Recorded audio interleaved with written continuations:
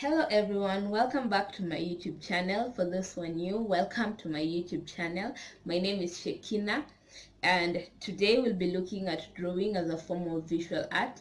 So drawing is a form of visual art where we use instruments such as graphite, ink, colored pencils to mark on materials such as paper.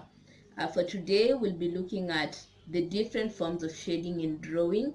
So stay tuned for the video, and for those who've not subscribed, please hit the subscribe button below and make sure to like this video and share. Yeah, so let's get to the video.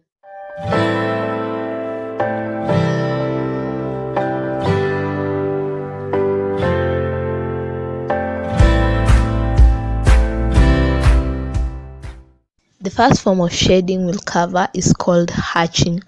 So when you think of hatching, what instantly comes to your mind? I know most people will say the process by which a chick comes from an egg. But that's not the case. In art, the process of hatching is where you use closely spaced parallel lines to create tone and value on a drawing that you've created. So you just draw parallel lines on the drawing so that you may shade it. And you want to make sure that the lines are close to each other. When you make them so spaced, they don't give you the shade you really want. So make them as close to each other as possible, and next time you shade, try using hatching. Our next form of shading, it's called cross hatching. From the name, we can see that it's almost close to hatching.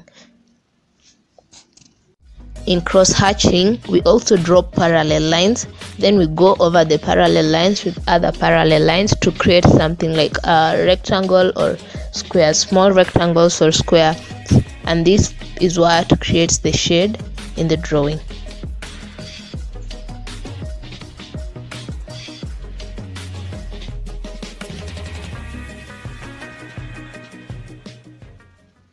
You also want to make the lines as close to each other as possible in cross hatching. The third form of shading we are covering today, this form of shading is called smudging. In smudging, you can use other forms of shading such as hatching and cross hatching. Then after you've created your shade, you go over the pencil shade with a smudging tool. But you can create your own smudging tool by using a serviette or a piece of paper. You just fold it, then you use it to rub over the shade that you've created, and this creates a really smooth shade.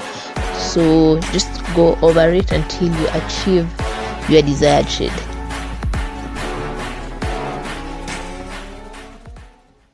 The last form of shading we will cover today is called stippling, which is also referred to as dotting.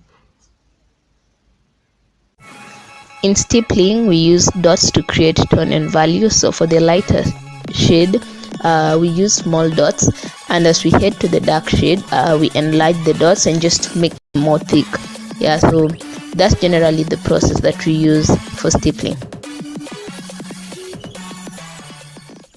So that's it for today. Remember to subscribe, like, and share this video. Until next time, bye.